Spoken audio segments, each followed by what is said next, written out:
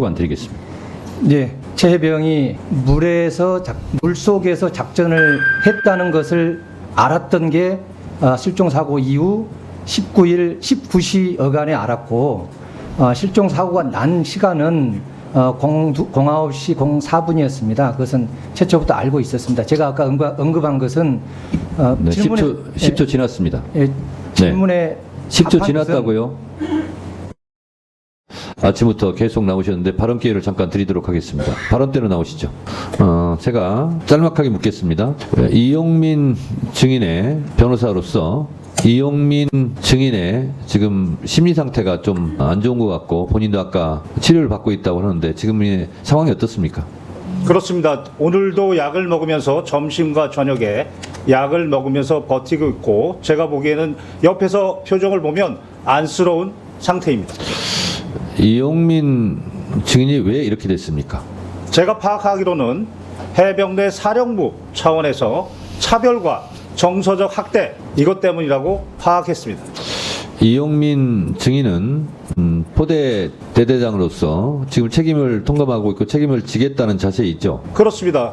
수사 처음부터 도의적 책임뿐만 아니고 법적 책임에 대해서 모두 지는 것이 고 최해병에 대한 진정한 명복을 비는 길이다, 이렇게 밝혔습니다.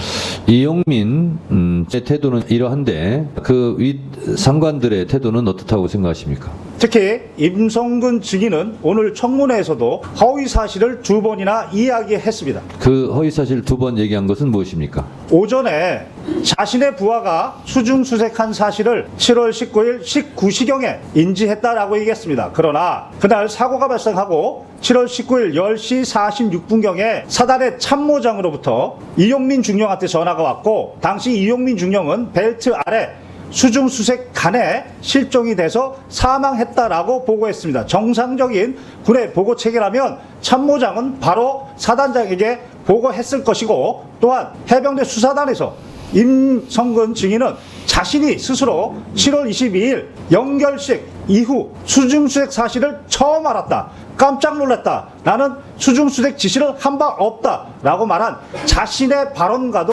배치됩니다.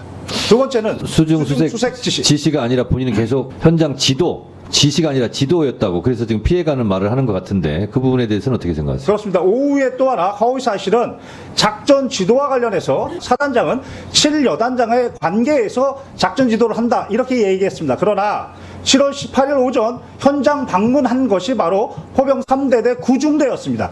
당시 구중대장은 전날까지만 해도 호우 피해 복구 작전이라고 알았는데 현장에서 갑자기 실종자 수색 작전으로 변경했고, 당시 지형 정찰 및 위험성 평가를 위해서 병력을 대기하고 있었습니다. 그런데 갑자기 사단장이 나타나서 브리핑하고 있는데 갑자기 브리핑을 중단시키고 지금 빨리 들어가서 수색 안 하고 뭐하냐 라고 수중 수색 작전을 그리고 중대장한테 명령했습니다. 그 구중대가 바로 국민일보 1면에 나온 일렬식 수중수색 그 사진입니다. 자, 또 하나의 허위 증언이 있습니까? 이종섭 증인이 국민들 앞에서 이첩 보류 지시가 적법하다고 얘기했는데 명백하게 법리 오해 위법입니다. 당시 최 해병의 변사체가 발견됐습니다. 그러면 변사자 처리 지침에 따라서 해병대 수사단은 독자적으로 조사할 권한이 있습니다. 사망 원인에 대해서 그 사망 원인이 불명이면 불명인 대로, 사망 원인이 밝혀졌는데 범죄 원인과 관련이 없으면 그러면 그때 당시는 국방부 장관의 지휘 감독권이 있습니다. 그러나 사망 원인에 범죄 원인이 있으면 개정된 군사보험법 2조에 따라 이첩시켜야 됩니다. 국방부 장관은 이때는 지휘 감독권이 없습니다. 그게 개정된 군사보험법 2조의 취지입니다. 그리고 이것에 따라서 법원이 재판 관할권을 가지고 있는 군인 등의 범죄에 대한 수사 절차에 관한 규정 7조 1항에 따라 지체 없이, 바로 이첩 시기를 지체 없이 경복청에 보내게 되어 있는 것입니다. 따라서 당시 박 대령은 개정된 군사보험법 2조와 그리고 대통령의 명령에 따라 지체 없이 이첩하려고 한 것입니다. 여기에 국방부 장관이 법령상 권한 없이 이첩을 보류하라는 의무 없는 일을 시킨 것입니다. 그 자체가 직권남용이고, 여기에 더해서 이첩의 내용에 대해서 뭘 빼라, 특정인을 빼라, 내용에 대해서도 직권남용한 겁니다. 네, 혹시 아까 들으셨겠지만 임성근 사단장은 여단정을 통해서만 지시도 아니고 지도했다라고 하는데 제가 알고 있기로 7월 18일 예천 현장에서 군인다운 모습이 부족하다. 복장이 불량하다. 병력 왜 대기시키냐는 현장 지휘를 한 것으로 제가 알고 있습니다. 이게 포 3대대 구 중대장 대위에게 했다고 하는데 혹시 이 사실은 알고 있습니까? 그렇습니다. 저는 바로 군 검사가 사본을 만들어 놔야 됩니다. 라고 했던 사본을 다 봤습니다. 다 봤습니까? 다 봤습니다. 그러면 임성근 사단장이 여단장에게만 지도했다라는 말은 허위입니까? 허위입니다. 당시 실종자 수색 작전의 의사 체계를 카톡으로 했고 당시 포병 여단 대대 그리고 말단 간부들까지 사단장 지시, 사단장 강조 사항으로 모두 전파가 됐습니다. 그러니까 김경호 참고인은 임성근 사단장이 현장 지도했다는 말은 회피성 발언이고 직접 실제로 지시 행위를 다 했다 이렇게 보고 있는 거죠. 구체적으로 말씀드리겠습니다. 구체적으로 말씀해 보세요. 당시 합참의 단편명령과 제2작전사 답편명령에 따라 7월 17일 10시부로 작전 통제권이 전환됐습니다. 그러나 7월 17일 21시 55분부로 자신의 명령으로 단편명령 23-19호 호우피해 복구 투입 실시라고 단편명령을 내렸습니다. 이때 포병여단은 단순히 호우피해 복구 작전이었습니다. 그런데 7월 17일 도착해서 10시경부터 카톡에 실종자 수색 작전이라고 사단장이 강조했다라고 그렇게 명령에 내려옵니다.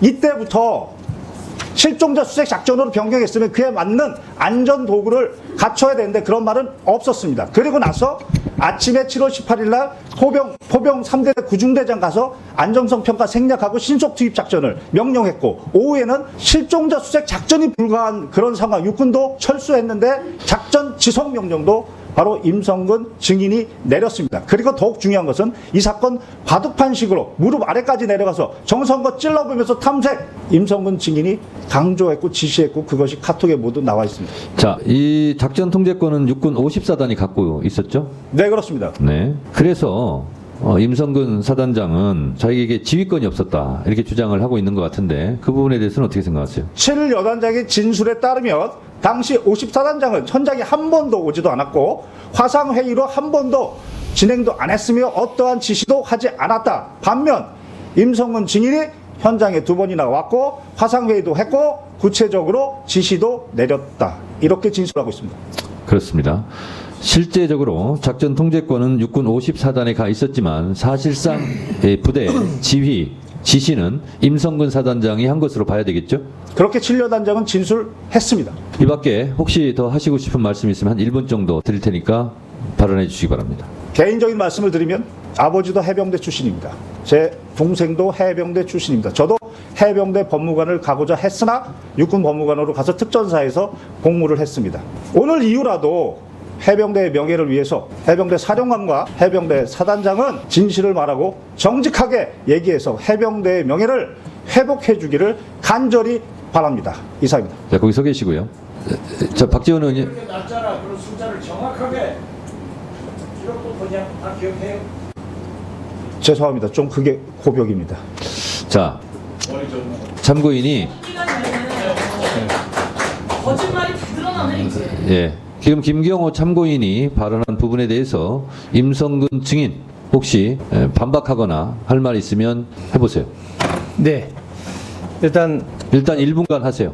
위증과 관련해서 언급했던 제가 수중 수색을 했던 사실을 사고가 났는데 수중에서 하다가 사고가 났다는 것을 알았던 사실은 제가 아까 19시경이라고 했는데 김경호 변호인은 10시 46분에 참모장을 통해서 참모장이 그걸 확인해 갔다 했는데 당시 저는 예천에 있었고 참모장은 포항에 있었습니다. 그래서 참모장과 제가 소통하지 않았고 그래서 저는 예천에서 탐색 구조 실종이 됐기 때문에 빨리 찾아야 돼서 그걸 하다 보니까 제가 19시경에 1 광역 수사대장이 이제 예천 쪽으로 오다 보니까 그때 밑에 있는 7여단장을 통해서 알게 된 겁니다. 그래서 제가 안 시간은 19시 10분경이다. 라는 것이고 일단 거기까지요. 자, 예. 임성근 증인이 1분간 발언했는데 김경호 참고인도 재반박할 시간 1분간 드리겠습니다. 해병대 수사단에서 임성근 증인이 직접 자신의 발언은 22일 날 연결식 날 알았다라고 했습니다. 수중수색 사실을 그날 알았다라고 했는데 오늘은 19일 19시에 알았다라고 해서 자신의 발언을 자신이 뒤집고 있다. 이렇게 생각합니다. 그것은 제가 그것도 자, 답변을 드려도 되겠습니까? 김경호 참고인, 그 부분에 대해서는 반박하신 거죠? 저는 제가 본 진술 내용 그대로 네, 말씀드립니다. 그렇습니다. 자, 임성근 증인께 다시 기회드리겠습니다. 이것 말고 지금 김경호 참고인이 쭉 말한 부분에 대해서 혹시 반박할 내용이 있으면 1분간 반박할 시간 드리겠습니다. 방금 전에 김경호 참고인이 얘기했던 그것은 아까 사진을 본 것에 대한 답변이었습니다. 제가 피의자 진술 조서에. 그래서 그 사진은 연결식이 끝나고 언론에서 이슈가 돼서 그때 제가 보았다라고 그 사진을 본 시간이 연결식 이후에 본 시간이다라는 점입니다. 그래서 사실을 잘못 판단했다. 사실 오인이다 말씀드리고 싶고요. 그다음 9중대에 가서 제가 했던 부분은 말 그대로 신속 투입 명령이 아니고 그 인원들이 아직 작전을 개시하지 않은 상태였고 원래 8시에 과업을 시작해야 되는데 9시 반에 좀 늦게 오다 보니까 작전을 조기에 해라는 취지에서 제가 얘기를 했는데 마침 그때 여러 가지가 정리 안 된 모습을 보고 바로 제가 옆에 있는 여단장한테 요거 시작하기 전에 안전교육하고 그 다음에 제반 사항을 교육시킨 다음에 이 중대가 할 수 네. 있도록 해라라고 됐습니다. 조치를 해줬습니다. 자, 1분간 발언 네. 드렸으니까 김경호 참고인 또 1분간 반박해 주세요.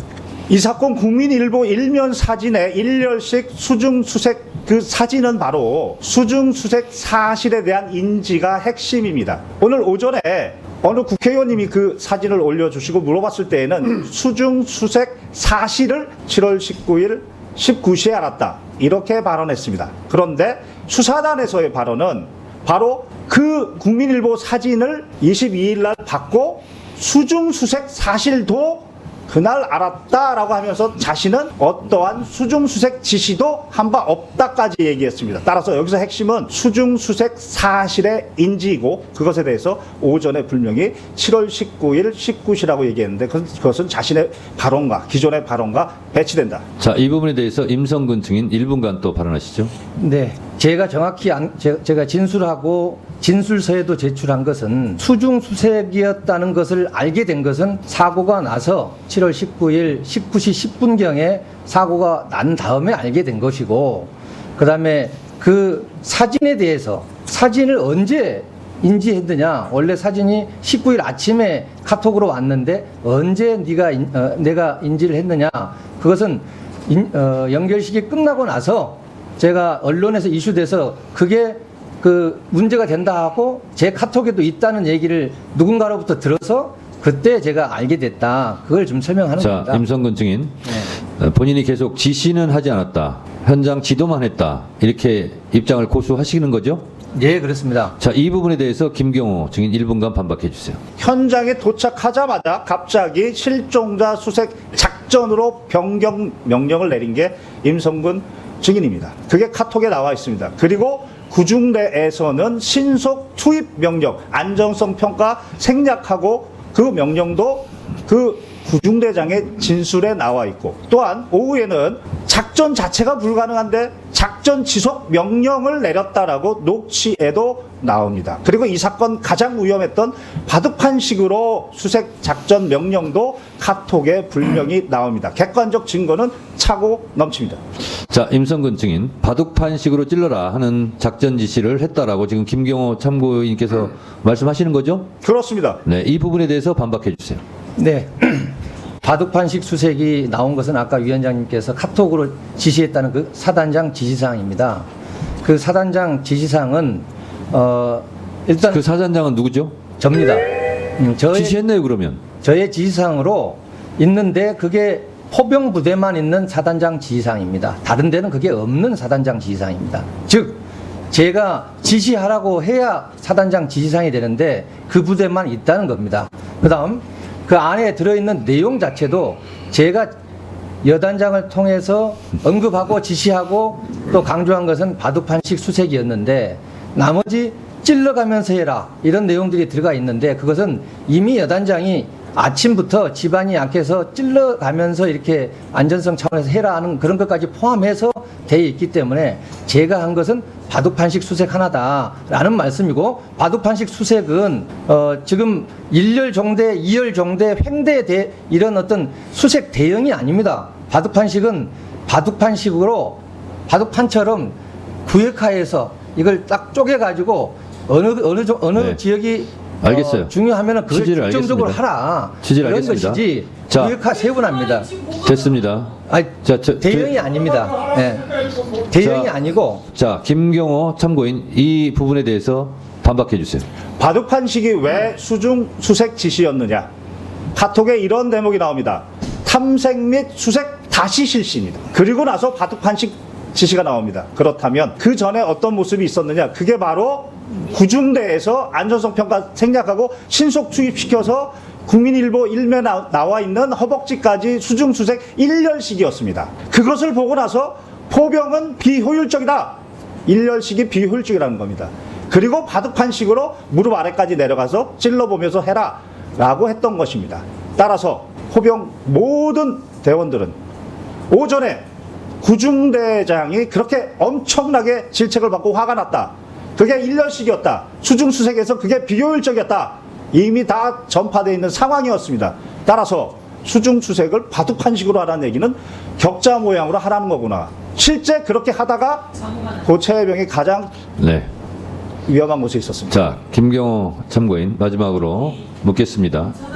박정훈 수사단장이 이런 사실을 다 조사를 했고 수사를 했고 그래서 임성근 사단장의 과실이 인정되었고 혐의로 인정되었고 그래서 이첩을 하고 이것은 분명히 수사를 통해서 책임을 묻게 해야 된다라는 취지로 했는데 이것이 이첩 보류되고 지금 대통령 경로설 이후로 엉망진창이 됐습니다.